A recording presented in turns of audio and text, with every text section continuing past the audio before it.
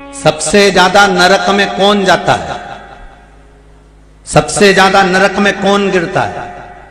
सबसे ज्यादा नरक किसको भोगना पड़ता है? तो शिव महापुराण की विद्येश्वर संहिता कहती है जो प्रसाद बांटता है नरक उसको भोगना पड़ता है।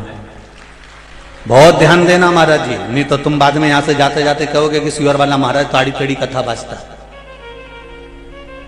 क्योंकि तुम जितने बैठे हो ना, तुम्हें प्रसाद बांटने का बहुत शौक है। ईमानदारी की बात तेरी जी हो जितने यहां बैठे हो ना, और जितने आस्था चैनल पे कथा सुन रहे हो, जितने फेसबुक यूट्यूब पर सुन रहे हो, सबको प्रसाद बांटने का शौक है। पर शिव महापुराण की कथा कहती है सबसे ज्यादा नरक में कौन जाता है? तो क्या प्रसाद बांटने वाला जाता है। सबसे ज्यादा नरक किसको भोगना पड़ता है? तो क्या प्रसाद बांटने वाले को भोगना पड़ता है। तो प्रसाद बांटने वाले को नरक क्यों भोगना पड़ता है? कोई जीत गया, कोई आनंद कर लिया तो वहां बंटता नहीं। प्रसाद धर्म की जगह पर बटेगा, प्रसाद सत्य की जगह पर बटेगा, प्रसाद मंदिरों में बटेगा, प्रसाद देवालयों में बटेगा, प्रसाद कथा स्थल पर बटेगा, प्रसाद अच्छी जगह पर बटेगा जहां पर धर्म जुड़ा होगा, भगवान जुड़ा होगा, ऐसी जगह पर प्रसाद बटता है। तो प्रसाद बांटने वाले ने क्या गलती करी जो उसको नरक भोगना पड़ेगा? तो शिव महापुराण में वेद व्यास जी लिखते हैं प्रसाद बांटने वाला जब प्रसाद बांटने खड़ा होता है, अपना वाला आया तो हाथ ऐसा हो जाता है और पराया आया तो हाथ ऐसा हो जाता है। जो भगवान के दरवाजे पर खड़े होकर कपट कर जाता है, जो परमात्मा के दरवाजे पर जाकर छल कर जाता है, वो नरक भोगना पड़ता है। और कई लोग ऐसे हैं, अपनी कमला आई नहीं और तुरंत बढ़िया जोरदार पल्लू बल्लू ले।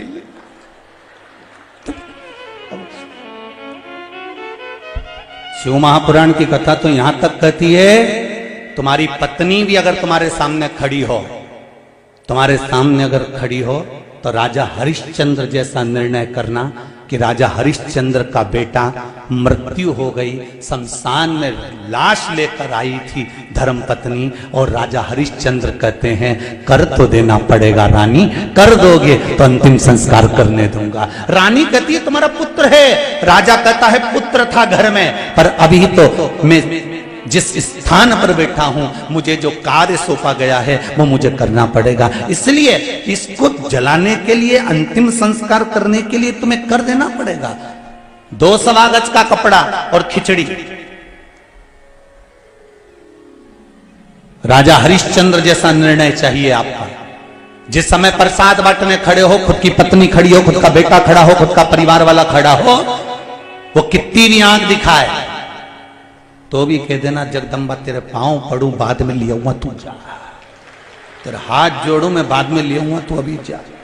मैं अभी नहीं दे सकता क्योंकि जिस जगह पे मैं खड़ा हूं ये धर्म की जाजम है, ये धर्म की जगह है, ये धर्म का स्थान है, ये मंदिर, ये देवालय, ये पुण्य का स्थान है। यहां मैं अगर छल करूंगा, कपट करूंगा, बेईमानी करूंगा तो कहां जाऊंगा? नरक मुझे भोगना पड़ेगा। और फिर निवेदन करूंगा, दुकान पर बैठकर जो कमाया वो पत्नी और बच्चों के लिए कमाया, सर्विस में जो कमाया पत्नी और बच्चों के लिए कमाया, नौकरी में जो कमाया पत्नी और बच्चों के लिए कमाया। और ये शिव महापुराण में बैठकर 3 घंटे तुम भगवान का भजन कर रहे हो, कथा सुन रहे हो, ये पत्नी और बच्चों के लिए नहीं, ये अपने लिए कमाया है, वहां काम आए। ये कोई दूसरी जगह काम आने वाला नहीं है। तुरंत जैसे ही व्यक्ति मरता है और मरते ही बीमे की फाइल तैयार मिलती है, बीमे की फाइल तैयार। एक बीमा वो है जो तुम रोज भरते हो, और एक बीमा ये है जो रोज भर रहे हो ना, 500 रुपए, 1000 रुपए, 2000, 5000, 10,000 जमा करते हो, तुम्हारे मरने के बाद किसको मिलता है? जम के बोलो जरा। बीमा तुमने जमा कर, पैसे तुम जमा करे, कमा कमा के तुम मर गए, और तुम्हारे निपटते से ही बीमा मिल रहा पत्नी को, बीमा मिल रहा बेटा को, पत्नी मरी तो उसका बीमा मिल रहा पति को। तुम जोड़ जोड़ के मर गए और बीमा दूसरे को मिलता है। शिव महापुराण का वो बीमा है जो तुम कथा श्रवण कर रहे हो, भजन कर रहे हो, श्री शिवाय नमस्तुभ्यम कह रहे हो, जो शंकर को 1 लोटा पानी चढ़ा रहे हो, शिव का स्मरण कर रहे हो, पशुपति व्रत कर रहे हो, ये वो बीमा है जो तुम खुद के लिए कर रहे हो। इसका रकम तुम्हारे मरने के बाद पत्नी और बच्चों को नहीं मिलेगी। जैसे ही प्राण छूटेंगे यमराज फाइल लेकर तैयार मिलेगा और वैकुंठ का रास्ता खोल देगा। ये वो बीमा है।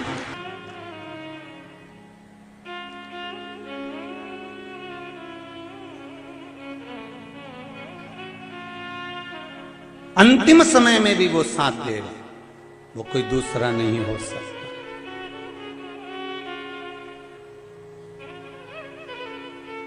मैंने तेरे ही भरोसे बाबा, तेरे ही भरोसे हवा बिच उड़ती जावांगी बाबा, डोर हथो छड़ी ना में कटी जावांगी।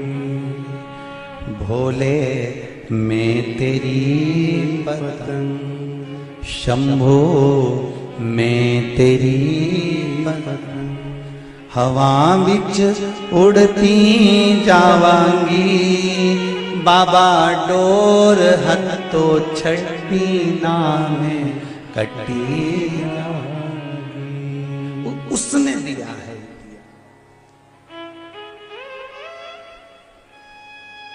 एक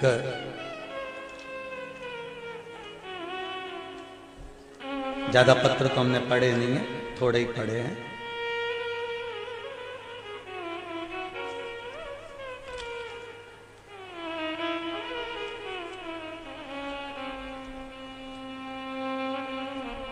गौरव दीपक नाम है, गौरव दीपक, पता है इंदौर, कुलकर्णी भट्टा। कहीं बैठे हैं गौरव दीपक जी? कहीं बैठे हो तो हाथ उठाइएगा।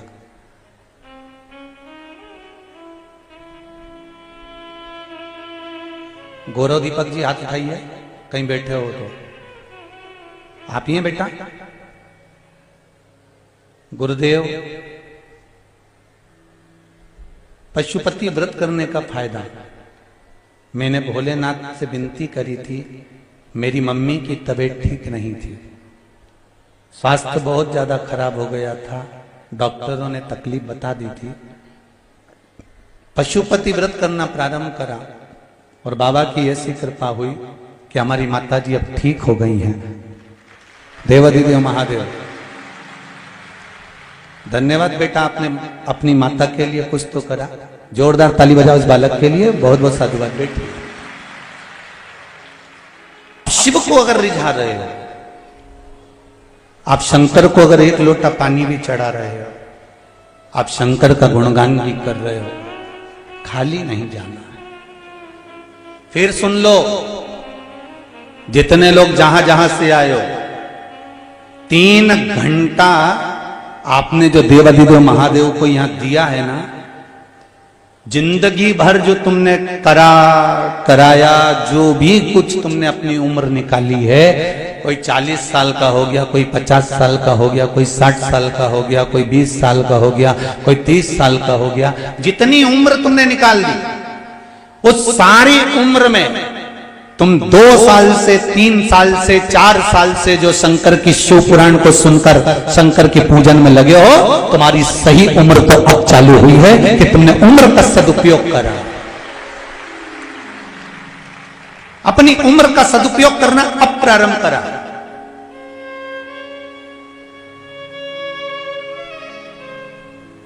जो निकल गई वो निकल गई।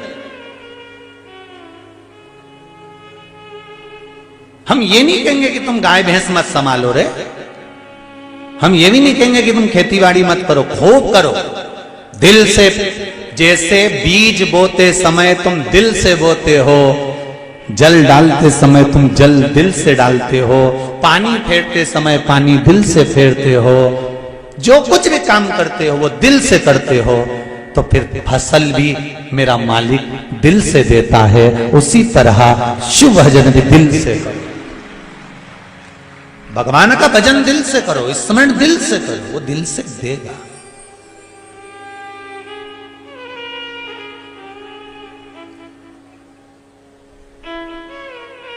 शंभो शरणे पड़ी मांगू घड़ी घड़ी, दुख काटो दया करी ने दर्शन आपो।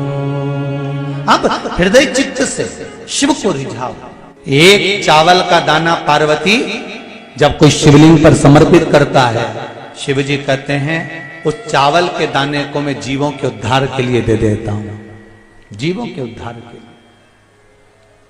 सुनो पार्वती, डब्बी में चावल का दाना कैसे आया? जब तुमने मुझे प्रणाम करा, तुम्हारे मस्तक पर चावल का दाना लग गया, डब्बी बंद करते समय वो चावल का दाना उसमें गिर गया और इन चींटियों को प्राप्त हो गया। क्या चिंता करना?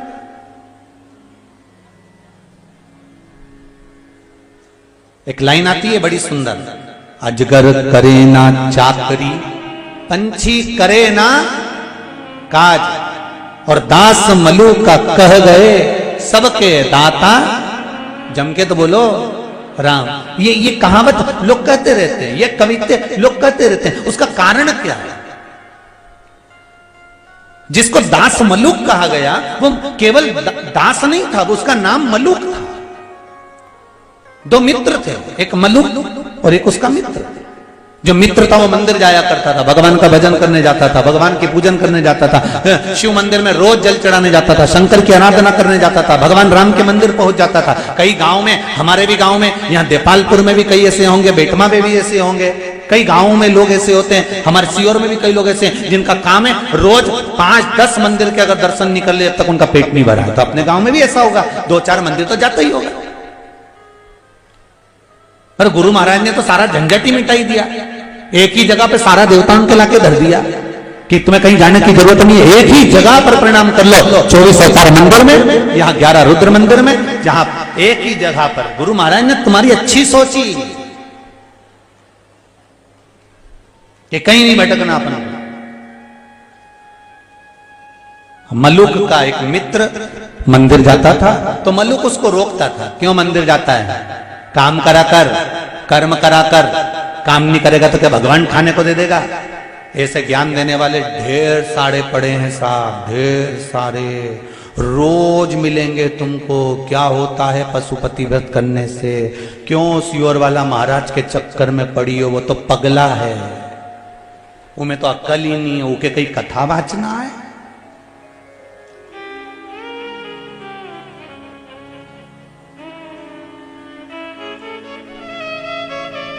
शिव पुराण तो बहुत कम बोले न, फालतू की बात ज्यादा करे, उमें कई अक्ल।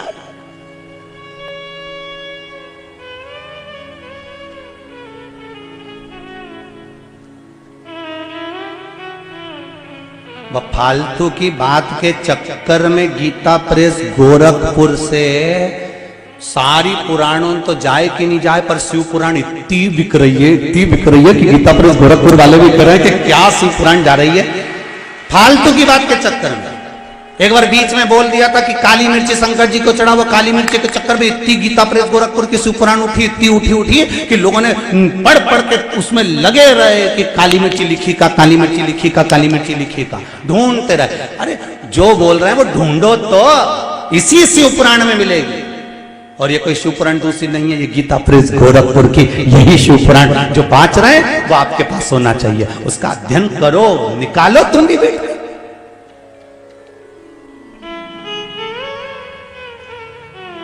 क्यों जाता है मंदिर में? क्यों शंकर जी को पानी चढ़ाता है? कई लोग अकल देंगे तुमको। क्या होता है शंकर जी पे दूध चढ़ाने से? क्या होगा 1 लोटा पानी चढ़ाने से? क्या होगा?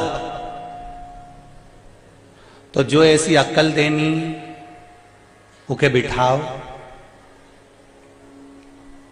अंदर से 1 बाल्टी पानी लाओ। समझ गए क्या? तुम देपालपुर वाले समझदार तो घड़ा हो रहे हो, बहुत जोरदार समझो। इस मामले में भी तो तुम चतुर हो। बस कहीं नहीं करना है, उसको बिठा के बाल्टी सिर पे लेके उसकी 1 फेरी लगाना और बाल्टी को उल्टा फेंक देना। मतलब ये मर चुका है, क्योंकि पानी की परिक्रमा आखिरी में ही होती है घाट पे। समझ लो, निपट गया। क्योंकि जो हिंदू धर्म के देवताओं पर आक्षेप लगाए, हिंदू धर्म के देवताओं पर उंगली उठाए, वो हिंदू नहीं हो सकता, वो सनातनी नहीं हो सकता, वो घर में रहकर घर फोड़ने वाला हो सकता।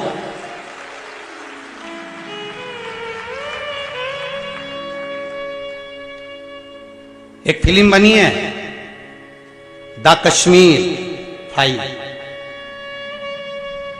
पूरी फिल्म को अच्छे से देख लेना।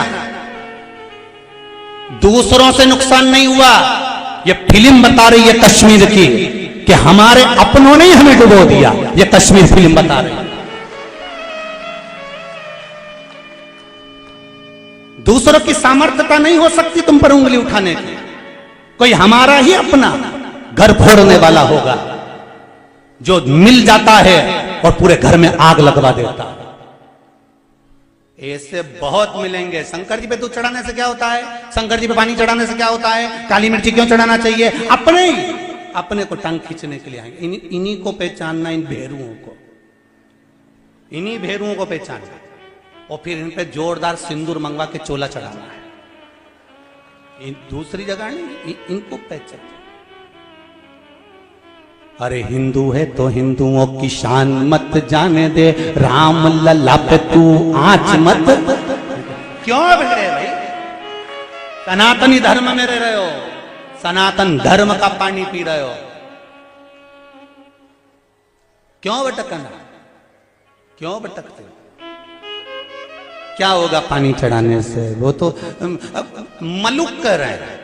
मलुक दास बाद में बने। पहले अपने मित्र से कहते हैं शंकर जी के मंदिर क्यों जाता है, राम मंदिर क्यों जाता है, शिव मंदिर क्यों जाता है, भगवान के मंदिर क्यों जाता है? इतने में मित्र ने कहा मैं तो मंदिर जाऊंगा। अरे काम करो, मंदिर जाने से कुछ नहीं होगा, पानी चढ़ाने से कुछ नहीं होगा।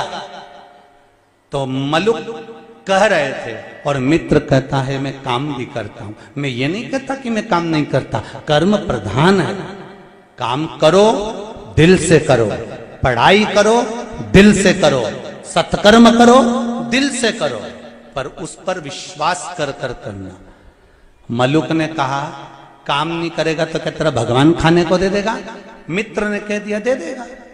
मलुक ने कहा मैं जंगल में जाके बैठ जाऊं तो तेरा भगवान दे देगा खाने के लिए? बिल्कुल दे देगा, जा बैठ। अब ऐसा अड़ी का कहीं का मिल जाए नहीं तो बैठ जा बैठ। और गया मलुक। और अगर भगवान नहीं मिला तो गया तो मैं मंदिर जाना चालू कर दूंगा। जा। रोटी खिलाएगा भगवान? बिल्कुल खिलाएगा। कुछ नहीं करना पड़ेगा, बिल्कुल मत कर, तू तो बैठ। मलुक गया जंगल में, पेड़ के नीचे बैठ गया। उसको लगा कि पेड़ के नीचे तो कोई आके भिखारी को दान दे जाएगा तो खाना पड़ेगा। एक काम करता हूं, पेड़ के ऊपर चढ़ के बैठ जाता हूं। मलुक पेड़ के ऊपर चढ़ गया और मलुक पेड़ के ऊपर चढ़ के बैठा। इतने में एक किसान 4 रोटी, थोड़ा सा अचार, कांदा बांध के लाया था। रोटी उसने सोचा गाय को यहीं चराना है, रोटी कोई जानवर खा जाएगा, इसलिए उसने पेड़ पे टांग दी। मलुक ने मन में सोचा गजब का भोलेनाथ है इसका, तो रोटी पेड़ पे दे दी, गजब। परंतु इसने मन में सोचा मेरा दोस्त कह रहा था कि तू तो कुछ काम ही मत कर, वो तो रोटी खिला के जाएगा, तो मैं काय को हाथ से उठाऊं और क्यों निकाल के खाऊं? मैं भी तो देखूं भगवान कैसे आके खिलाता। इतने में 4-5 डाकू घोड़े पे तड़क आ गए और डाकुओं ने सोचा हरा भरा पेड़, इसके नीचे विश्राम करते हैं। विश्राम करा। एक डाकू लेटा तो उसको रोटी दिखी। उसने कहा सरदार भगवान ने रोटी दी, जगदम्बा जी ने, माता जी ने रोटी दे दी, कालका महारानी ने, उतारो भूख लग रही। इसने रोटी उतारी। दूसरा बोला एक भी रोटी मत खाना, ऊपर पुलिस वाला बैठा है, ऊपर पुलिस वाला बैठा है।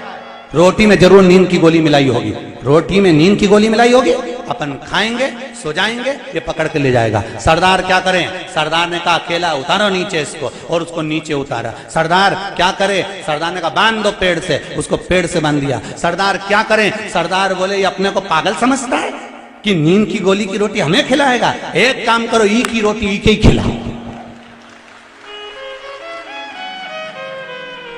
अब वो तो के नहीं खमवा, सरदार नहीं खा रहा, सरदार के मार के खिलाओ, ने दो इधर से दो चा, ने दो इधर से दो चा, ने मुंडा में रोटी फंसाई दे, फिर मारे ने मुंडा में फिर रोटी ठूस दे, फिर मारे ने फिर ठूस है।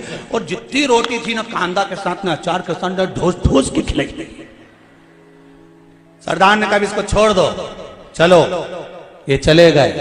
ये शाम के घर गया, गांव के अंदर तो पूरा नीला पीला हो रहा था। इसका मित्र मंदिर से आ रहा था। उसने पूछा क्यों रे, मेरा भोलेनाथ मिला था क्या? कि तेरा भोलेनाथ नहीं खाओ तो मारता भी था। गजब का गजब। वो मलुक नहीं रहा, मलुगदास हो गए, जिन्होंने लाइन लिख दी, अजगर करे ना चाकरी, पंछी करे ना काज, दास मलु का कह गए सबके दाता राम। नहीं करोगे तो भी खिलाएगा। ये शिव है, ये राम है, ये कृष्ण है, ये मेरा परमात्मा है। जन्म उसने दिया है, मृत्यु वो देगा, पेट उसने दिया है, भर वो देगा। तुम काय का टेंशन लेके बैठे हो? फिर हमें नहीं सोचना कि हमारा क्या होगा। भगवान शंकर का एक नाम है कृष्ण दर्शन। क्या नाम है शिव जी का? कृष्ण दर्शन।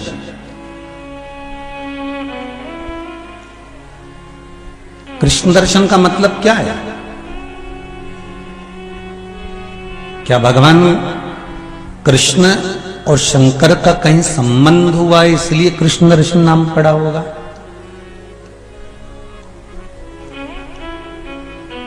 शिव का एक नाम है कृष्ण दर्शन।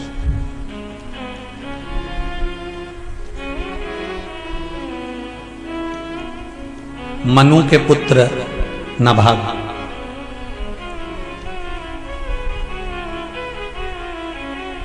और वो नाभाग जो भगवान की भक्ति में दिन रात डूबे रहते थे, सत्कर्म किया करते थे, पर हृदय से भोले थे।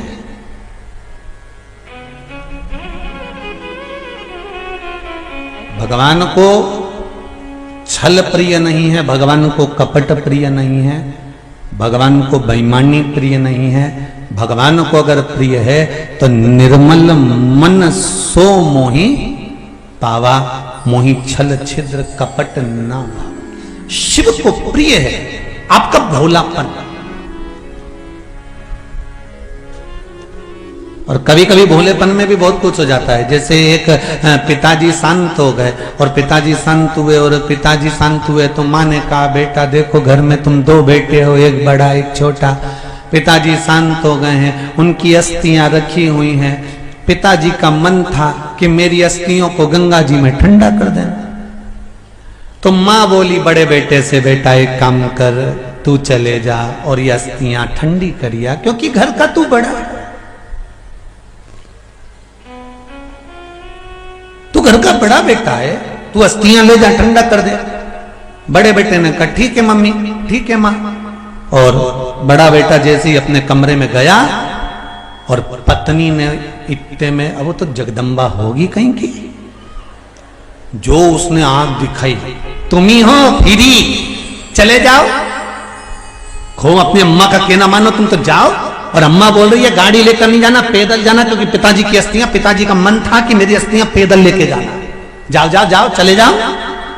अभी इतने में तो जैसे ही जगदम्बा गरजी, ऐसी गरजी, तो भाई ने अपना विचार चेंज कर दिया, छोटे वाले को बुलाया।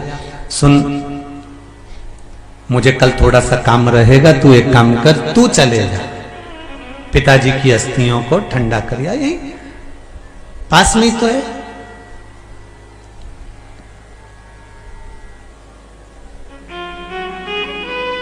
सोलह किलोमीटर दूर गंगा जी बह रही है, वहीं चलते। छोटे ने कहा ठीक है भैया मैं चले जाता हूं। अब जैसे ही छोटे ने हाँ भरी, एक ही जगदम्बा को मालूम पड़ गया ये जगदम्बा थी तो ये चंद्र घंटा थी। जैसे ही गया अपने घर में कमरे में, और इसने कहा सुनो मैं कल पिताजी की अस्थियों को विसर्जन करने जा रहा हूं पैदल। इतने में हाँ हाँ जाओ, तुम्हारी जिंदगी में तो केवल गुलामी ही लिखी है, तुम तो केवल नौकर ही बनना, सेठ की जिंदगी तो तुम्हारे भैया जी रहे हैं। अच्छा, ये माताएं जब शब्द कहती है ना तो ऐसी लपेट लपेट के कहती है जैसे केकई ने दशरथ से किए थे।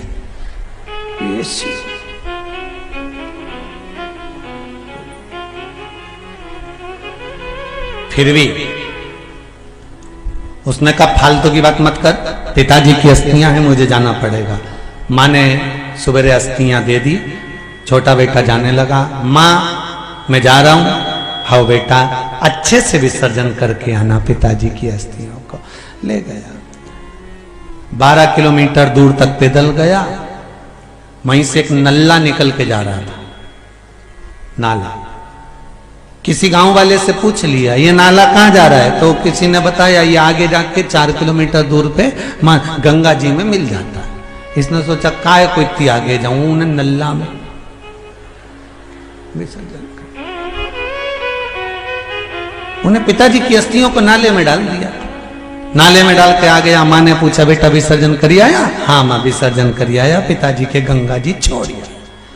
अब माँ रात को सोई, सपने में कहीं के पिताजी आ गए और पिताजी आके तुरंत माँ से कुछ बोले होंगे। दूसरे दिन माँ पलंग पे बैठी, दोनों छोरा उनके बुलाया, क्यों रे बेटा सही बता, तू विसर्जन करके आया पिताजी की अस्थियों को गंगा जी? बिल्कुल, गंगा जी में ही छोड़ के आया। क्यों, क्या हुआ?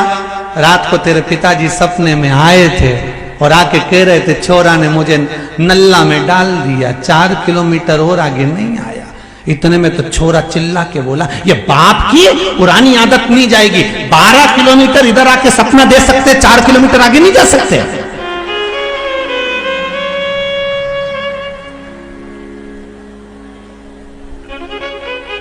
ये पिताजी की बहुत बुरी आदत है।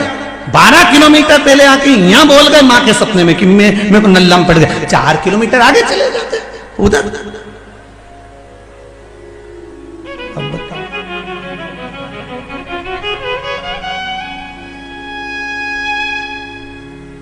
मां आंखों से जल बहाती रह गई।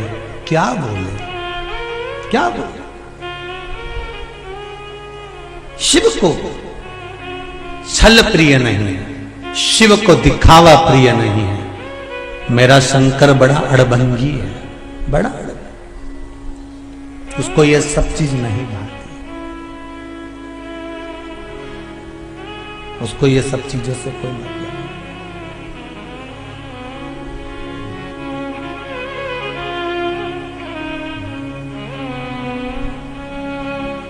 ओ डमरू वाले, ओ काशी वाले,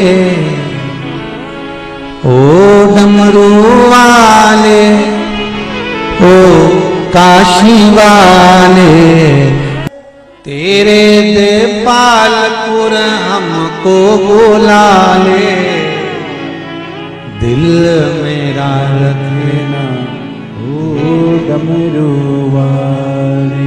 भगवान शिव ओगड़दानी, त्रिकालदर्शी, कैलाशी, अविनाशी शिव से आपका कहा हुआ एक भी शब्द अगर आपने दिल से कहा है तो शिव दिल से उसको स्वीकार करे। दिल से उन्होंने स्वीकार करा, दिल मेरा रखना जिसको अपना हृदय शिव के भरोसे छोड़ना है वो ही बोला दिल मेरा रखना तेरे हवाले। क्योंकि दूसरा कोई साधन हमारे पास में है नहीं, दूसरा हमारे पास में है ही क्या जो हम किसी से कह सके।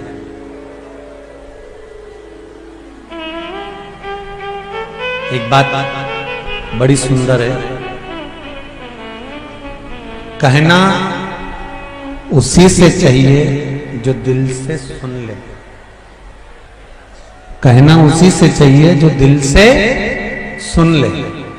मेरे देवाधिदेव महादेव से कहोगे तो बाबा उसको दिल से श्रवण करता है, हृदय चित्त से सुनता है।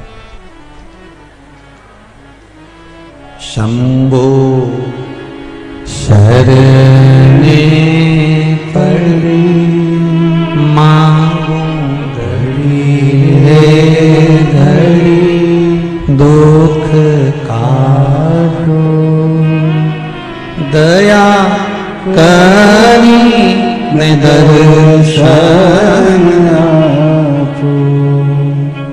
भगवान शिव से दिल से कहो। शिव जी का एक नाम है कृष्ण दर्शन। महाराज मनु के पुत्र नाभाग जिन नाभाग ने भगवान की भक्ति को धारण करा,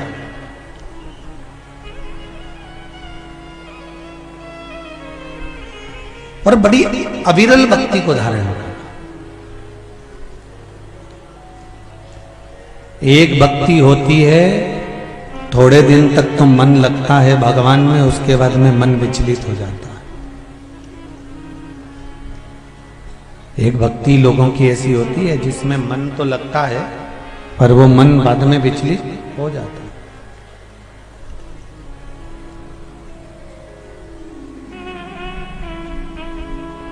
सीहोर में कुबेरेश्वर धाम से ऑनलाइन कथाओं में आपको कहा था कि हमको बरसाती मेंढक नहीं बनना। बरसाती मेंढक कैसा होता है? सावन का महीना आया तो शंकर जी की भक्ति में रम गए, शिवरात्रि आ गई तो भगवान शंकर की भक्ति में रम गए। हमें बरसाती मेंढक नहीं बनना।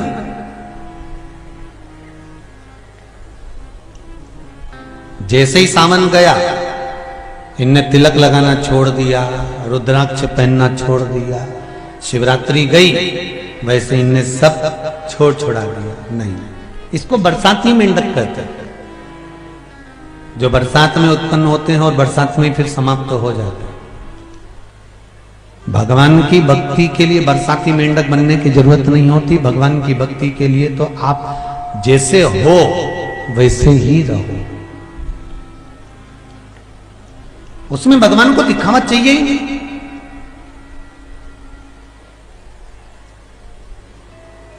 मेरे बाबा देवादिदेव महादेव को तुम्हारे दिखावे से कोई मतलब नहीं।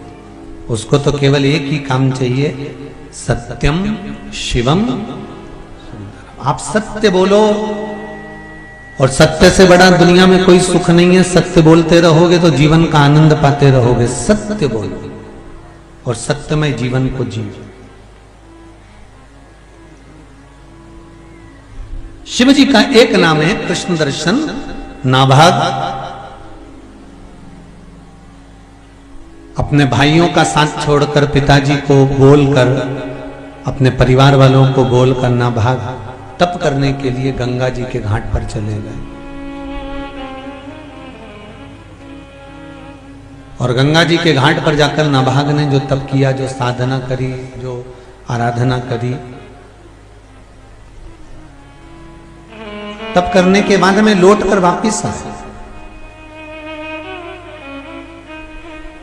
और लौट कर आने के बाद में नाभाग ने अपने भाइयों से कहा, भाइयों तुमने पूरी राज्य का, जायदाद का, प्रॉपर्टी का हिस्सा कर लिया, सब आपने आपस में बांट लिया। सारी जमीन जायदाद तुम लोगों ने आपस में बांट ली है।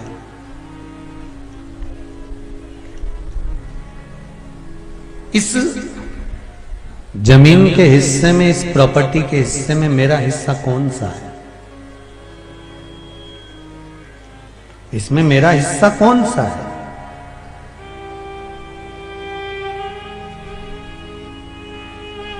मुझे मेरा हिस्सा दे दो। चारों के चारों भाइयों ने कहा, तुम्हारे हिस्से में प्रॉपर्टी नहीं है, तुम्हारे हिस्से में तुम्हारे पिताजी है।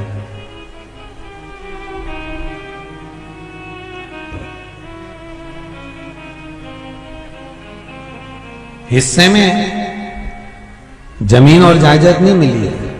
नाभाग को हिस्से में केवल पिताजी मिले, और पिताजी भी ऐसे जिनका शरीर शिथिल हो चुका था, शरीर में कुछ बल बचा नहीं था, शरीर पूरा बेकार हो चला था। और नाभाग पिताजी के पास गए, पिताजी मैं तप करने गया था, भजन करने गया था, साधना करने के लिए गया था, स्मरण करने के लिए गया था।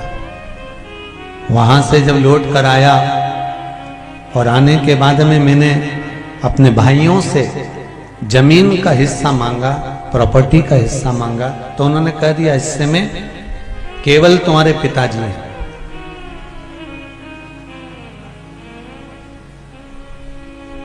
पिताजी बोले, बेटा ये तो गलत है, मैं तेरे हिस्से में मिल भी जाऊंगा, परंतु खाने के लिए कुछ नहीं रहेगा, पाने के लिए कुछ नहीं रहेगा, तो मैं हिस्से में जाकर करूंगा क्या? तू एक काम कर, अपने भाइयों से युद्ध कर। पिता कह रहा है अगर तेरा हिस्सा इन लोगों ने ले लिया है तो तू युद्ध कर, और युद्ध करके उनसे अपनी प्रॉपर्टी, अपना हिस्सा, अपनी जमीन, अपनी जायदाद लेकर आ।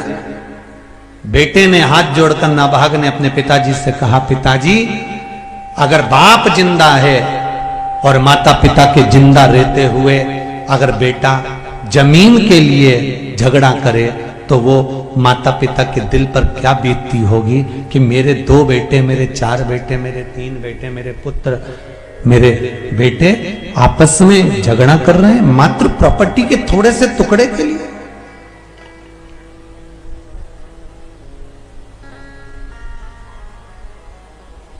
एक जमीन के टुकड़े के लिए झगड़ा।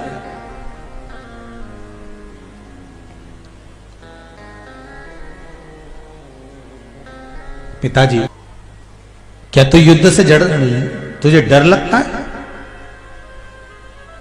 क्या तुझे युद्ध से डर लग रहा है?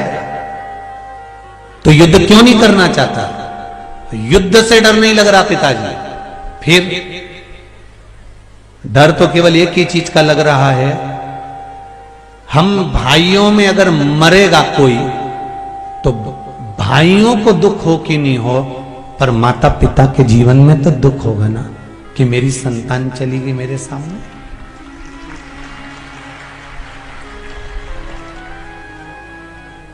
एक बात अपने जीवन में बहुत सुंदर उतार के रखो, धन, दौलत, संपदा, सत्ता, वैभव, ये सब यहीं पर रखा रह जाना है।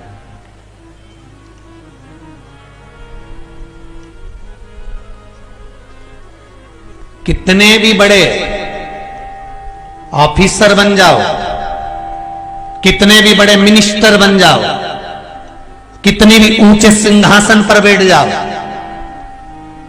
कितनी भी ऊंची तुम्हारी हस्तियां बना लीजिए, कितना भी बड़ा वैभव बना लीजिए, एक चक्कर जब ऊंची ऊंची हस्तियां बन जाएं तुम्हारी, तुम्हारा बड़ा बड़ा वैभव बन जाए, बड़ी बड़ी कुर्सियां, सिंहासन आपको मिल जाए, बड़े बड़े पद आपको मिल जाए, महीने में एक बार जाकर शमशान का चक्कर लगा कर आया करो कि अच्छे अच्छे सूरमा यहीं पर राख हो गए।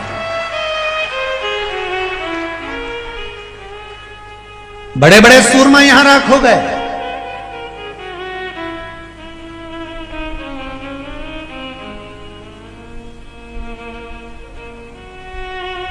माइकल जैक्सन को 18 डॉक्टर की टीम चेक करती थी, 2500 बार तो उसने प्लास्टिक सर्जरी करवा ली थी। डॉक्टर बोलते थे उतना ही खाता था, डॉक्टर बोलते थे वही दवाई लेता था।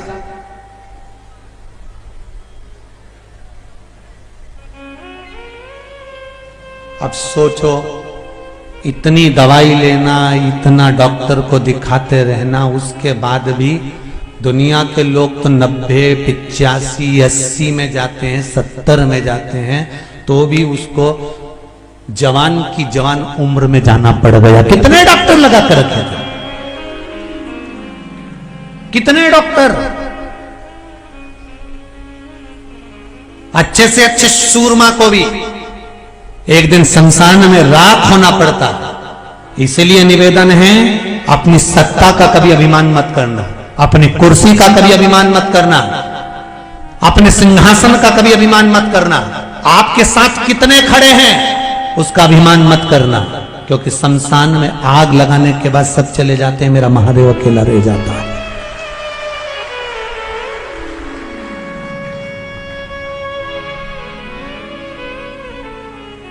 तुम्हारे साथ में कितने, अरे कौरवों के साथ में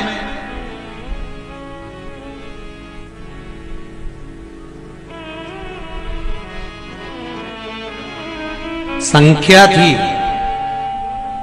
कौरवों के साथ में संख्या थी हम 100 भाई, और 100 भाई के ससुराल वाले, इतने हमारे रिश्तेदार, इतने हमारे नातेदार। कौरवों के साथ में संख्या थी और पांडवों के साथ में शंख वाला था। विजय किसकी हुई है, संख्या वालों की कि शंख वालों? कितने तुम्हारे साथ में? हमारा वैभव इतना, हमारे पास में इतनी दौलत, हमारे पास में इतनी सत्ता, मेरी तो वहां चलती है, मेरी तो वहां चलती है, मेरे रिश्तेदार वहां हैं, मेरे नातेदार वहां हैं, मैं तो उनके पास में एक फोन लगाऊं मैं काम हो जाए, मेरे पास में 2 फोन लगाऊं और काम हो जाए। शिव महापुराण की कथा कहती है आप दुनिया वालों को फोन लगाओगे तो काम होगा और तुम्हें उनकी गुलामी करना पड़ेगी। पर मेरा निवेदन देपालपुर वालों से कि आप शंकर को फोन लगाओ, किसी की गुलामी नहीं करना पड़ेगी, वो काम साथ। एक फोन लगाओगे किसी मिनिस्टर को, किसी मंत्री को, किसी संतरी को, किसी कलंतरी को, उसके 50 बार तुम्हें सुनना पड़ेगा, 50 बार जी हजूरी करना पड़ेगी और उसकी बात तुम्हें मानना पड़ेगी। अगर एक लोटा जल मेरे देव अधिदेव महादेव को चढ़ाना, ये किसी मिस कॉल से कम नहीं है। एक कॉल गया, काम सामने आ गया।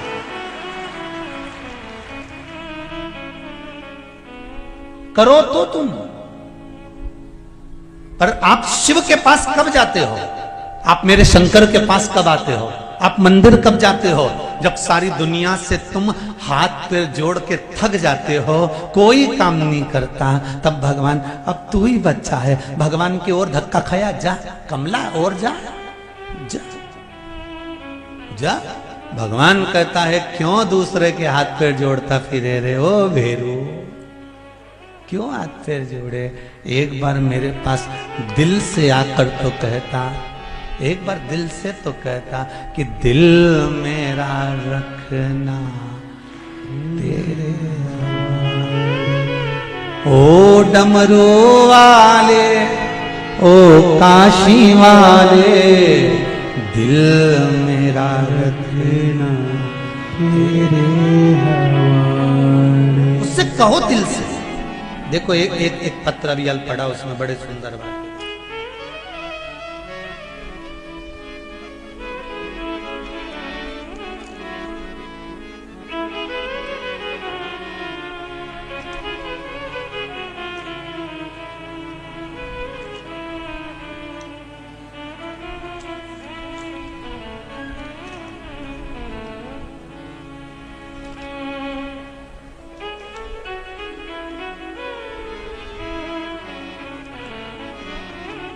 मनोज उज्जैन से हैं कोई, इनका सरनेम तो इनने लिखा है, ठक्कर लिखा है या ऐसा कुछ लिखा, मनोज जी ठक्कर हैं या कहीं बैठे हैं, उज्जैन से।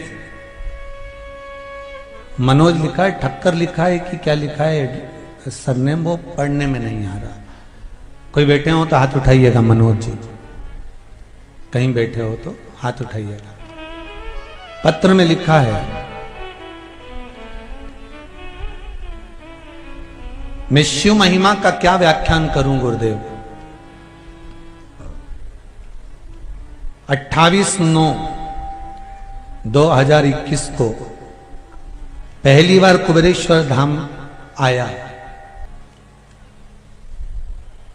मैं बाबा को कहकर गया, मेरी एक 7 साल की बच्ची है जो बचपन से ही कम बोलती थी।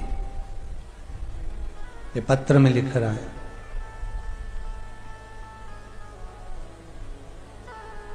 कम बोलती थी, अब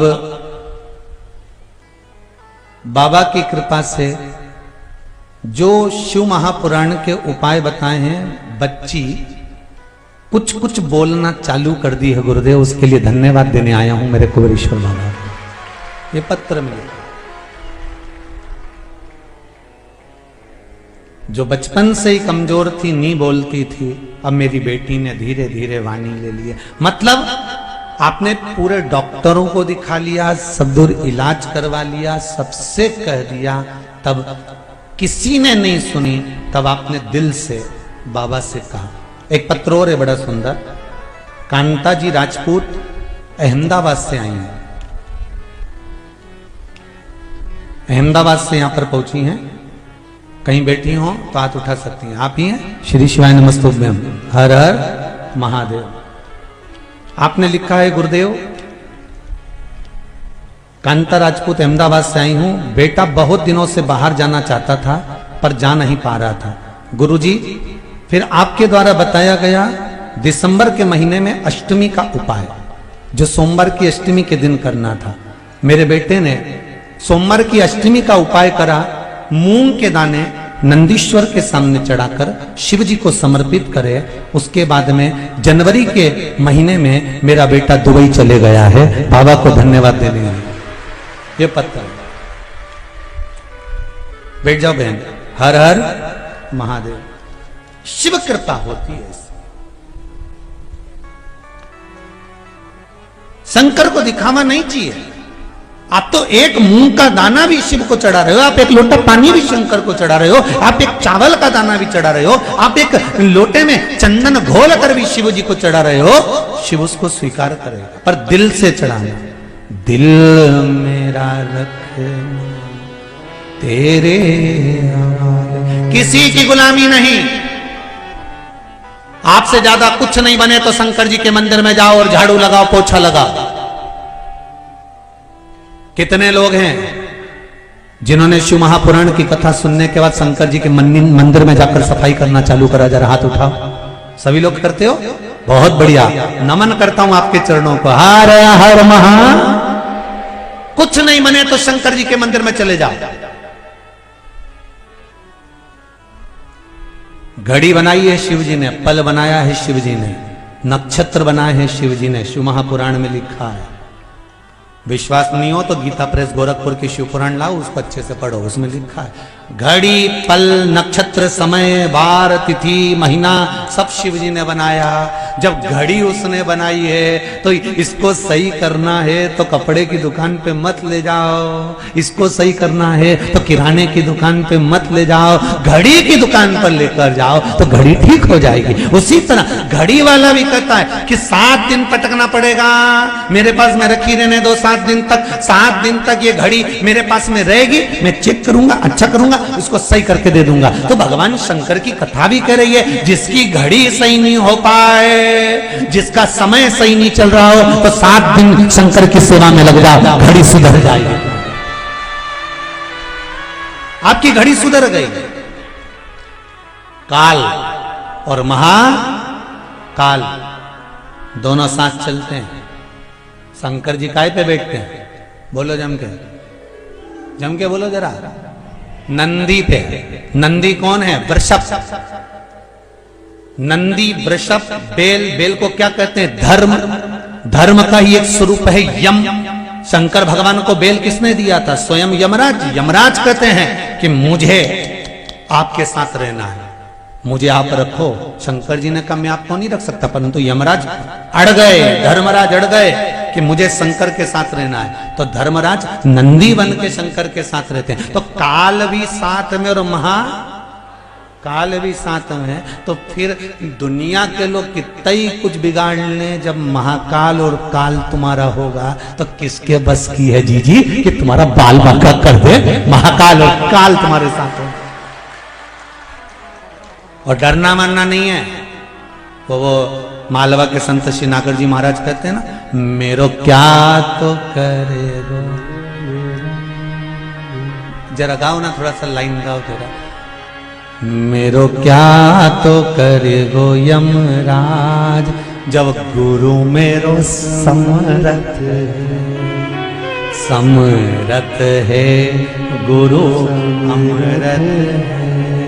मेरो क्या तो करेगो यमराज, हे गुरु मेरो समरथ। आए यम, जब दुख की घड़ी आए, डरना नहीं है, उस दुख से निपटना है। परीक्षा, एग्जाम तो देना पड़ती है। जिस बच्चे को आगे बढ़ना है उसको परीक्षा देना पड़ेगी। और जन्म लेने के बाद जब तुम स्कूल जाना चालू कर दोगे तब से परीक्षा देना पड़ेगी। चाहे नर्सरी में पढ़ लो, पहली में पढ़ लो, दूसरी में पढ़ लो, तीसरी में पढ़ लो, फाइनल में पहुंच जाओ। तुम जहां जहां तक अगर उन्नति की सीढ़ी पर चढ़ना है तो परीक्षा देना पड़ेगी, कभी त्रिमासिक, कभी 6 मासिक, कभी 12 मासिक। अभी अभी परीक्षा पूरी हुई होंगी, किसी की 12 मासिक परीक्षा चल रही होगी, किसी की बोर्ड की चल रही होगी, परीक्षा तो देना पड़ेगी। उसी तरह मनुष्य का यदि शरीर मिला है तो जीवन में थोड़ा ना थोड़ा कष्ट तो सहन करना पड़ेगा, पर रोना मत, घबराना नहीं। परीक्षा में पास होना है और इतना याद रखना, उत्तीर्ण तो होके मानो।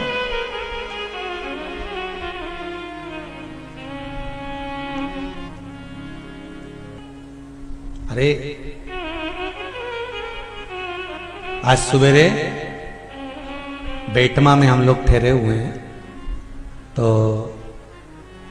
बेटमा में भी पहले लगभग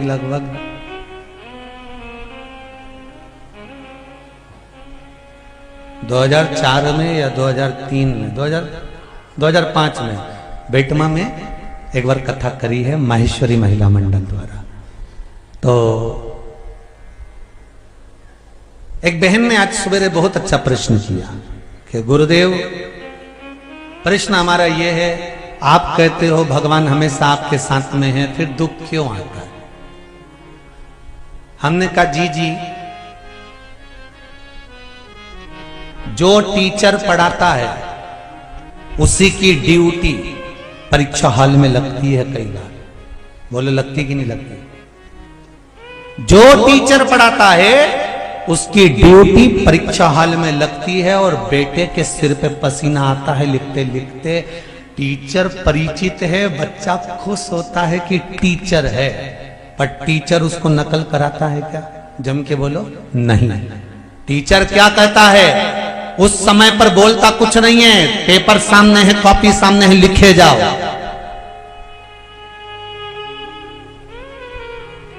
परीक्षा तो देना पड़ेगा, परीक्षा देना तुम्हारा काम है। टीचर भी है, जैसे वो बहन ने प्रश्न किया कि तुम कहते हो शिव साथ में, तो टीचर है साथ में, परीक्षा हाल में टीचर भी है। परीक्षा तुम दे रहे हो, कष्ट तुम्हें झेलना पड़ेगा, पर चिंता मत करना। टीचर इशारे में कह देता है पेपर तू दे, रिजल्ट तो मुझे ही बनाना है, बता दूंगा। परीक्षा तू दे, कर्म तू कर, संघर्ष तू कर, रिजल्ट मैं बनाऊंगा। और मैं जब रिजल्ट बनाता हूं तो अच्छे अच्छे को हिला देता हूं साहब, नीचे की सत्ता को उल्टा पलट देता हूं और ऊपर की सत्ता को नीचे पलट देता हूं। रिजल्ट जब मैं बनाता हूं तो अच्छे अच्छे की सत्ता पलट देता हूं, और कितनों की पलटी है तो कल ही मालूम पड़ गया।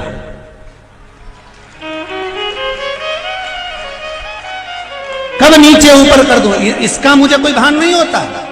बस रिजल्ट मैं बनाता हूं, तू अपना कर्म किए जा, कर्म में पीछे मत हटना, कर्म करते रहना, और जितना जितना तू कर्म करेगा उतना उतना फल तेरी जिंदगी में मिलता रहेगा। फिर निवेदन है, मत बुरे कर्म कर बंदे वरना पछताएगा, भगवान की आंखों से तू बच नहीं पाएगा, तू बच नहीं पाएगा।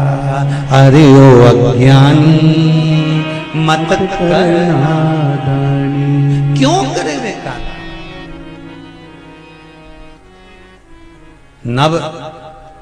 नवभाग पिताजी मेरे हिस्से में तुम मिले, युद्ध कर। नहीं नहीं, युद्ध नहीं करूंगा। अगर युद्ध करता हूं तो उसमें माता पिता का हृदय दुखेगा, अगर युद्ध करता हूं तो उसमें माता पिता का हृदय दुखेगा, मेरे को युद्ध नहीं लड़ना। फिर क्या करें? नाभाग कहता है आप मेरे हिस्से में आए हो, आप मेरे साथ चलो। पिता चले, एक कक्ष में रहने लगे, भूखे रह रहे थे, 7 दिन तक अन्न खाने को नहीं मिला। तब बेटे ने पिता से कहा, पिताजी क्या करूं आप बताओ। पिताजी कहते हैं काम कर, पास में ऋषि यज्ञ करा रहे हैं, पास में ऋषि यज्ञ करा रहे हैं, एक काम कर तू उस यज्ञ में पहुंच।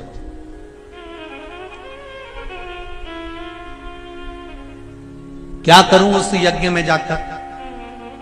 लो, गांवों में नगर में, शहर में, थोड़ी दूरी पर भी अगर कोई अच्छा काम हो रहा हो, सत्कर्म हो रहा हो, कोई अच्छा कार्य हो रहा हो, यज्ञ, कथा, अनुष्ठान, मंदिर निर्माण, पूजन, पाठ, कुछ भी अच्छा काम हो रहा हो, नहीं बने तो वहां जाकर सेवा देना चालू कर देना चाहिए। भाग्य चमकना प्रारंभ। ये बात पंडित प्रदीप मिश्रा नहीं कह रहा है, ये बात शिव महापुराण का कृष्ण दर्शन स्वरूप कह रहा है। शंकर जी का एक नाम है कृष्ण दर्शन। शिव महापुराण का ये सुंदर वर्णन कर रहा है। नहीं तो आप कहो कि गुरुजी का इसमें लालच होगा, गुरुजी कह रहे होंगे कि सेवा करने जाओ, कहीं कथा हो, सत्संग हो, यज्ञ हो, तो वहां जाकर सेवा करो। ये कृष्ण दर्शन शिव महापुराण की कथा में वर्णन किया गया। भगवान शंकर का एक नाम है कृष्ण दर्शन।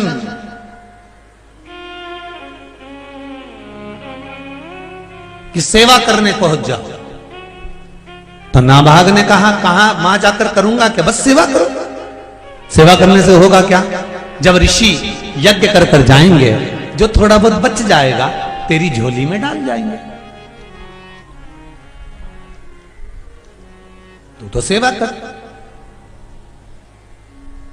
कर सेवा तू लगन लगाकर, मन में सच्चा भाव जगाकर, ही की आंखें खोलो रे, अब वल्लभ के करो।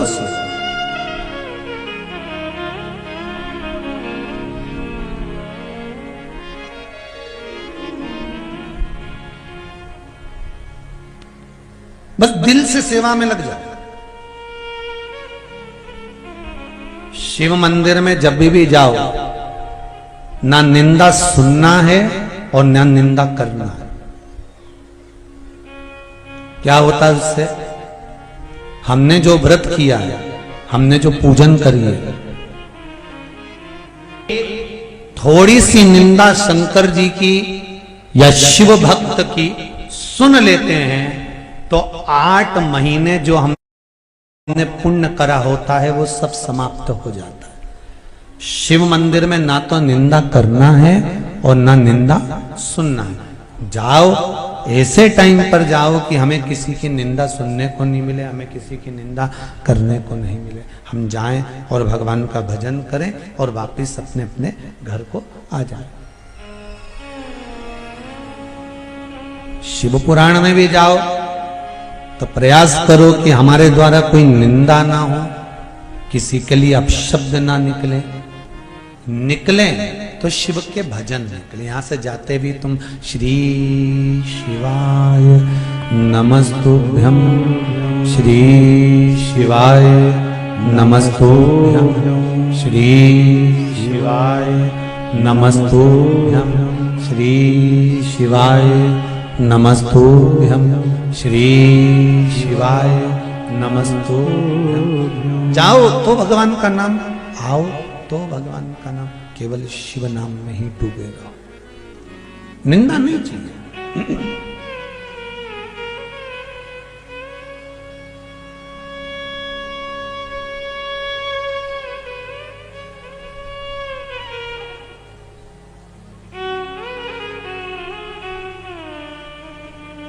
एक कहा मेरो मान ले भोले, डमरू नहीं बजाना। एक कहा मेरो मान ले भोले, डमरू नहीं बजाना। रोज रोज अपने वालों से क्या क्या करूं बहाना। ले गई रे हमारो चित चोर, ओ भोले तेरी काशी। बाबा ये चित्त, ये मन,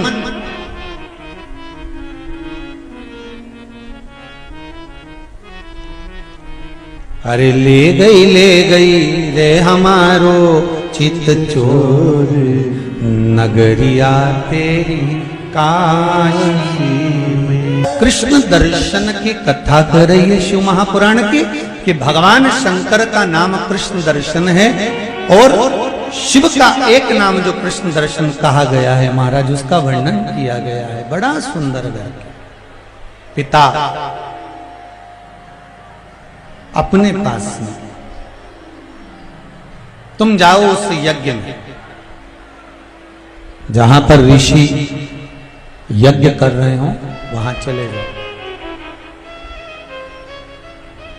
जहां पर ऋषि यज्ञ कर रहे हो वहां तुम चले जाओ। गए, वहां जाकर खूब सेवा करी, खूब सेवा करी। और जो सेवा करना प्रारंभ करा, एक निवेदन आप सबसे, आप भी ध्यान रखिए जीवन में कि कहीं मौका मिल जाए दान करने का, पुण्य करने का, सत्कर्म करने का, भजन करने का, कीर्तन करने का, मंत्र जाप करने का, नाम जाप करने का, या कहीं सेवा करने का यदि मौका मिल जाए तो उसको छोड़ना नहीं है। श्री,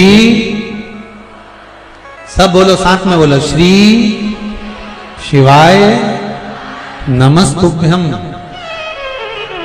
मौका मिले सेवा करने का करो। नाभाग ने सेवा करी, सेवा करी, ऋषियों जाने लगे यज्ञ पूरा कर कर। तो ऋषियों ने जो बचा हुआ सामान था, अन्न भाग था, सामग्री थी, वो सब की सब ऋषियों ने नाभाग को दे दी। सारी सामग्री नाभाग को दे दी। अब नाभाग को सामग्री मिल गई, जैसे ही ली वैसे ही भगवान शिव सामने प्रकट हो गए। सामग्री लेते ही भगवान शंकर सम्मुख में प्रकट हो गए। और महाराज, कैसा स्वरूप है भगवान शिव का?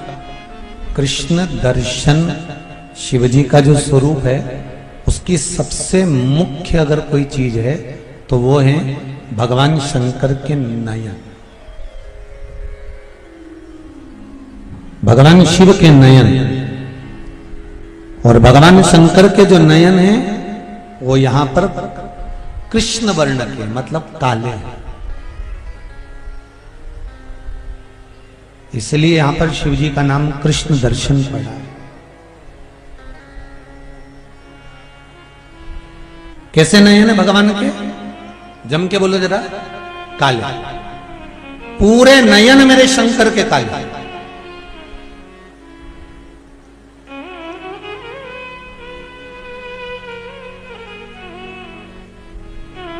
शिवजी ने कहा रुको, नाभाग, ये ऋषियों ने जो सामान तुमको दिया है मालूम है किसका है? नाभाग ने कहा प्रभु मैं तो जानता नहीं, पर ऋषियों ने यज्ञ पूर्ण होने के बाद जो बच्चा था वो मुझे प्रदान किया।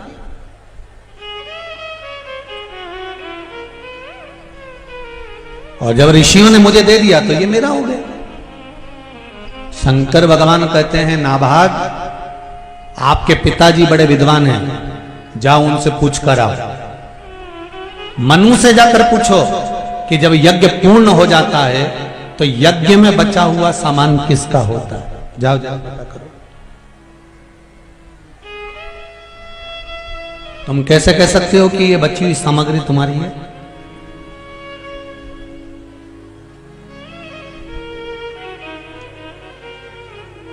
जाओ जरा मालूम करो। और नाभाग शिव जी का वो स्वरूप जो देखा था, बड़ी सुंदर जटा थी, गले में रुद्राक्ष की माला थी, हाथों में रुद्राक्ष थे, कमर पर एक सुंदर बागंबर बंधा हुआ था और गले में सुंदर रुद्राक्ष की माला, कानों में कर्णफूल में रुद्राक्ष थे, त्रिपुंड खिंचा हुआ था, नयन मेरे शंकर के काले थे। कृष्ण दर्शन स्वरूप भगवान वहां खड़े थे और नाभाग को भेज दिया, जाओ जरा पता करो तुम्हारे पिताजी से कि यज्ञ में बचा हुआ सामान पर हक किसका होता, जाओ जरा पता करो।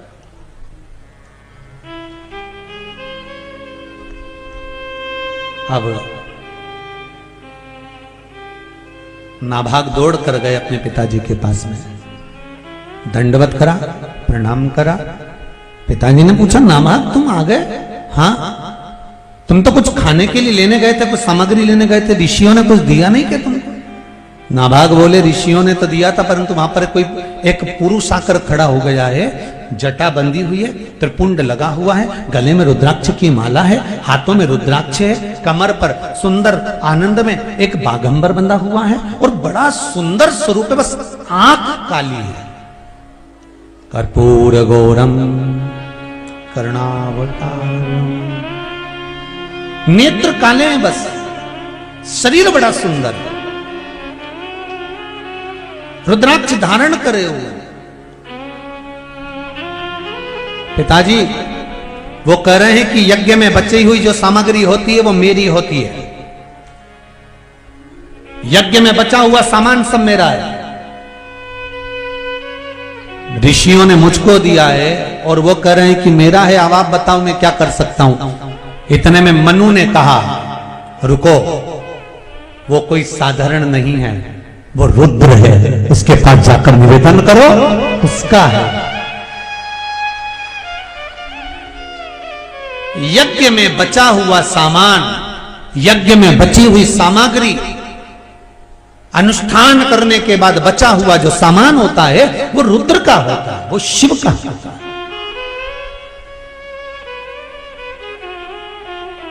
वो शंकर का।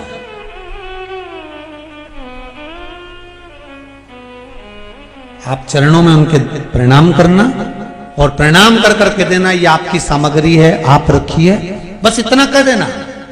एक भोले से व्यक्ति को, एक साधारण से भोले से व्यक्ति को, बिल्कुल सहज सरल व्यक्ति को आप कुछ सामान थोड़ा ज्यादा उठाकर दे दो तो वो लेकर नहीं जाएगा, अरे इतना सारा कैसे ले जाऊंगा, आप तो अपने पास रख लो, मुझे नहीं चाहिए इतना।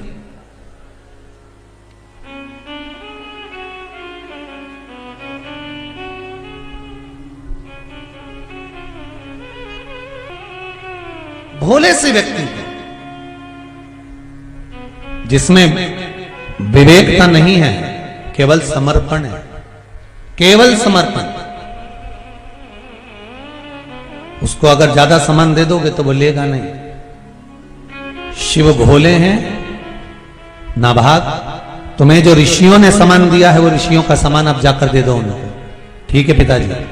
और ऋषियों का बचा हुआ सामान जैसे ही रुद्र को दिया, शंकर को दिया, रुद्र के पास जैसे सामान आया तो भगवान कृष्ण दर्शन ने कहा, शिव ने कहा, ए नाभाग मुझे अब ये नहीं चाहिए, तुमने एक बार अगर मुझे दे दिया तो ये अब तुम्हारा ही हो गया, क्योंकि शिव के पास जो है वो जनमानस के लिए, शंकर के पास में अगर कोई सामग्री है ना तो वो शिव के हित की नहीं, संसार के हित की है। चंद्रमा जगत के लिए, राहु कैतु रुद्राक्ष सब जनमानस के हित के लिए। मेरे पास मेरे हित के लिए मैंने कुछ नहीं रखा, मेरे पास मेरे हित के लिए तो शिव कहते हैं केवल एक नाम भारी है और वो है 2 अक्षर का नाम राम। क्या नाम है? राम। वो मेरे लिए भारी है, बाकी का ये सब चीजें मेरे पास किसी काम की नहीं, आप ले जाओ। जब सती माता के साथ में भगवान शंकर का जब विवाह हुआ था ना,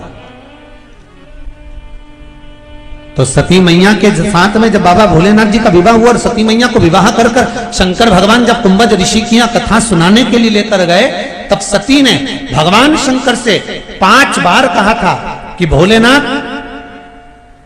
मैंने इतना सुंदर श्रृंगार धारण करा है तो आप भी कुछ श्रृंगार धारण कर लीजिए।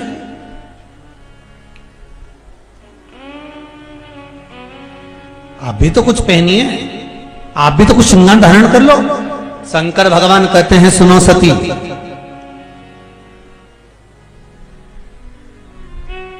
मनुष्य का जन्म और मृत्यु, ये दो स्नान मनुष्य के दूसरे ही कराते हैं, मनुष्य खुद कभी नहीं कर पाता। कौन से स्नान? जम के बोले जरा। एक जन्म का स्नान और एक मृत्यु का स्नान। शिव कह रहे हैं सती से, सती व्यक्ति के जीवन के दो स्नान व्यक्ति कभी अपने हाथों से नहीं कर पाता। एक जन्म का स्नान और दूसरा मृत्यु का स्नान, दूसरे ही करा। शंकर कहते हैं सती, ए सती मैं शिव हूं और मेरा निवास शमशान में है, मेरा निवास शमशान में है सती। जिस भूमि पर व्यक्ति खुद श्रृंगार कर कर नहीं आता, उस भूमि पर मैं निवास करता हूं। मेरा निवास उस भूमि पर है जहां खुद व्यक्ति श्रृंगार कर कर नहीं आता। तो सती मैं जब जनमानस के लिए हूं तो मैं अपना श्रृंगार क्यों करूं? मेरा श्रृंगार करने वाले इस संसार में बहुत पड़े हैं। मेरा श्रृंगार एक लोटा जल, एक बेलपत्र है। मेरा श्रृंगार एक लोटा जल और एक बेलपत्र मेरा श्रृंगार है, इससे ज्यादा मेरा श्रृंगार कुछ भी नहीं। और बाकी के श्रृंगार से मुझे मतलब है भी नहीं। सती मैया बड़ी बड़ी बड़ी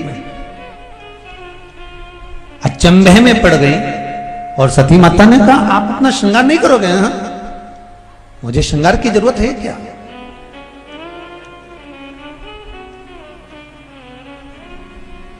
सहज है मैं।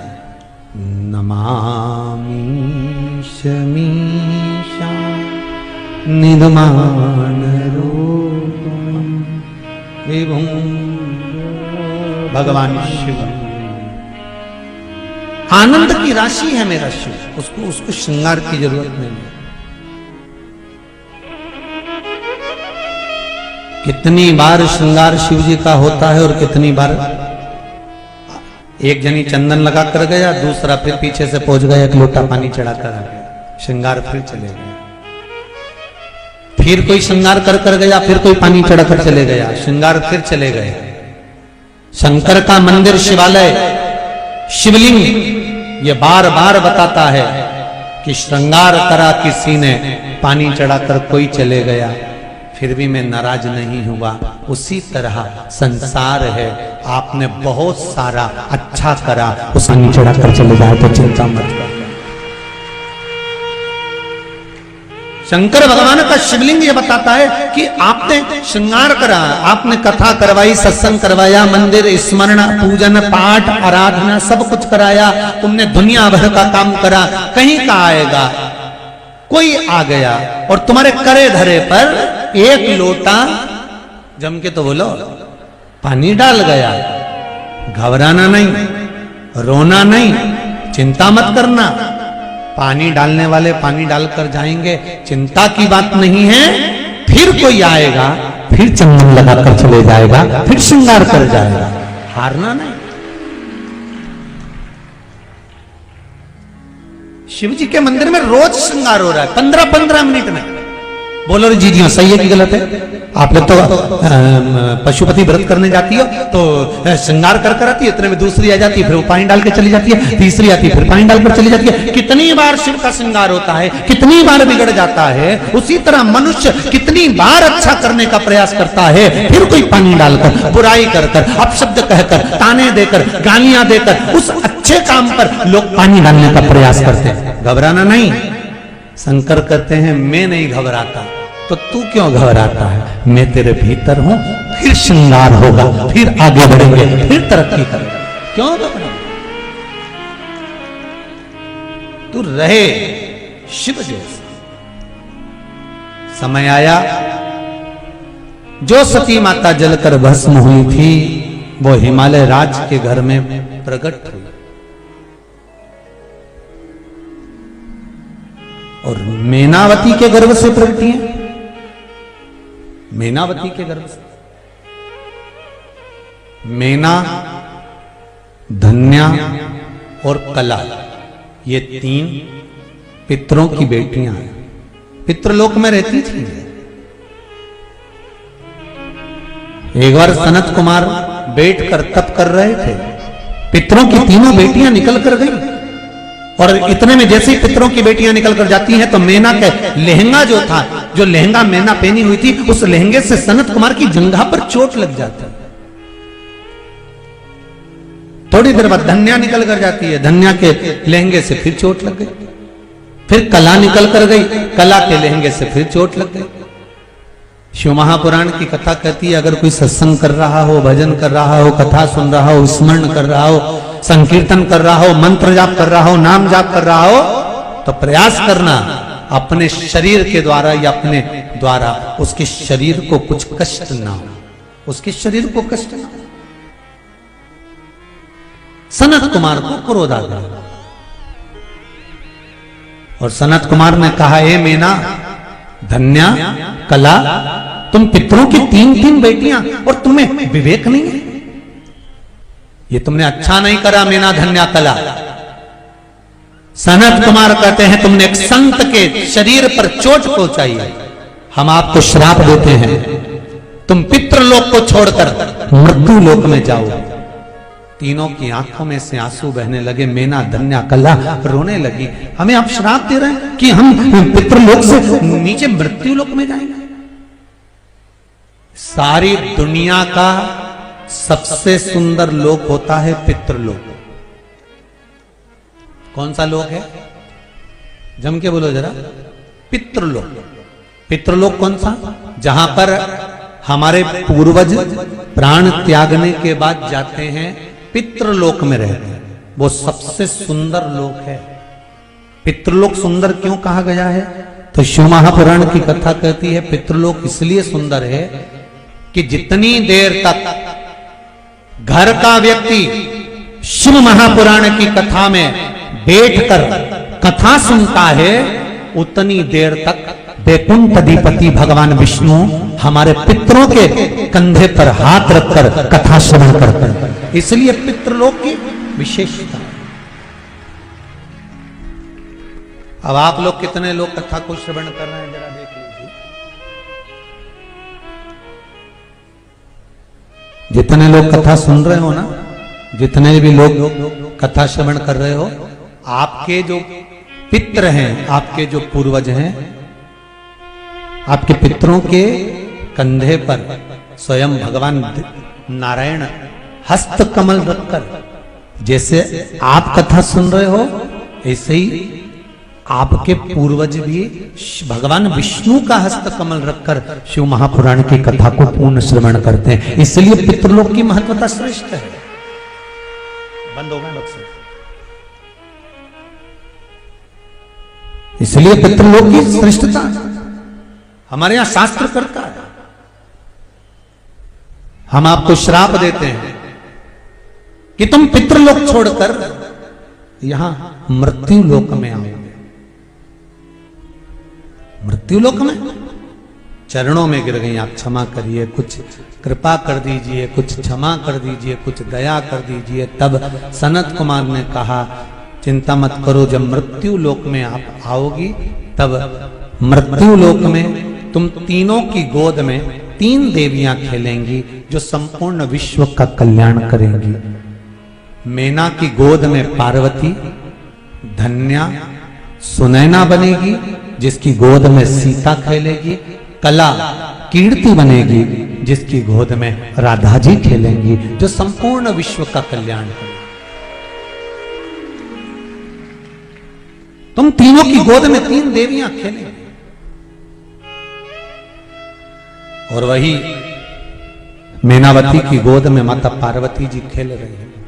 मैनावती की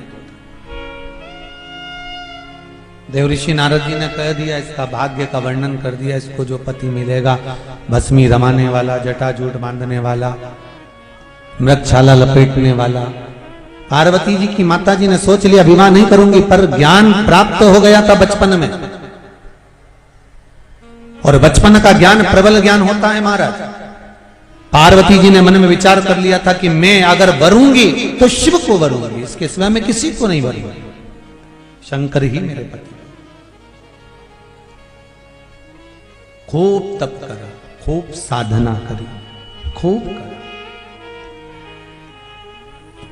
और तप और साधना का फल क्या हुआ कि शिव पार्वती के लिए तप साधना के बल पर उनको परीक्षा लेने के लिए जाने लगे। कामदेव को भस्म किया। अभी होलिकाष्टक चल रहा है, होलिकाष्टक चल रहा है ना। ये जो होलिकाष्टक है ना, जो 8 दिन होलिकाष्टक के जो रहते हैं, इसमें कोई शादी विवाह आदि कादिक जो शुभ कार्य होते हैं, मकान का प्रवेश मुहूर्त, ये नहीं होते। उसका कारण क्या है? क्योंकि जिस दिन फागुन के शुक्ल पक्ष की अष्टमी पड़ी थी, उसी दिन कामदेव जलकर भस्म हुआ था। और कामदेव जब जलकर भस्म हुआ था तो 8 दिन तक कामदेव की धर्म पत्नी रति रो रो के बेहाल हो गई थी और देवताओं के दरवाजे पर जा जाकर अपना माथा रगड़ रही थी कि जब तक मेरा पति नहीं मिलता तब तक मृत्यु लोक में मैं सत्कर्म नहीं होने दूंगी। इसी को होलिकाष्टक कहा। रोती नहीं रहती, आंखों से नींद बहाती नहीं रहती। भगवान विष्णु के पास में भी गई, वहां जाकर निवेदन करा, प्रभु कृपा करिए मेरा पति चले गया है, उसके लिए कुछ कृपा कर दीजिए। भगवान विष्णु ने कहा मैं कुछ नहीं कर सकता, आप देवदेव महादेव से निवेदन करोगे तो ही काम होगा, क्योंकि जन्म देने वाला शंकर है तो मारने वाला शंकर है। जन्म, मरण और परण, ये 3 शिव ने अपने पास रख रखा, आप उससे कहो जाकर। महाराज शिव महापुराण की कथा कहती है, जीवन में डॉक्टर ने कह दिया, डॉक्टर बोल दिया कि अब इनको ले जाओ सेवा करो, पर एक बात याद रखना कि लेकर तुम चले भी गए, पर जब तक उसके यहां से नहीं आएगी ना तब तक बड़ा मुश्किल है। चाहे 50 बार गीता जी सुना दो, चाहे 10 बार गजेंद्र मोक्ष की कथा सुना दो, चाहे 5 बार तुम गंगा जल पिला दो। अपने को लगता है कि डोकरी निपट गई, जमीन पे सुलाया, 15 मिनट में फिर जिंदा हो गई, फिर जिंदा। अब मन करता है कि बताओ अभी तो मरी नहीं, प्राणी नहीं छूटे। खूब लोगों ने कहा था खूब उम्र है, खूब लंबी उम्र है, क्या रेखाएं, खूब जिएगा, खूब लंबी उम्र होगी, खूब लंबी उम्र होगी। और मालूम पड़े शरीर छूट गया, प्राण चले गए। जन्म, मरण, परण 3 शिव के हाथ में, कोई दूसरा उसको संभाल नहीं सकता, कोई दूसरा उसका वर्णन नहीं कर सकता। जन्म, मरण, परण ये शंकर ने अपने पास में रख रखा है, इसको कोई साध नहीं सकता, इसको केवल शिव ही साध, शंकर ही। भाग्य लिख दिया शिव ने पार्वती का। रति रोती रही, शिव जी के पास जाकर निवेदन करा। शंकर भगवान ने कहा चिंता मत करो, तुम्हारा पति भगवान कृष्ण का पुत्र बनकर उत्पन्न होगा और तुम्हें मिलेगा। अभी ये अनंग रहेगा, इसका शरीर नहीं दिखेगा। सुनो, आम के पल्लव में छुपकर कामदेव ने बाण छोड़ा था, इसलिए मुझे क्रोध आया था। आम के पल्लव,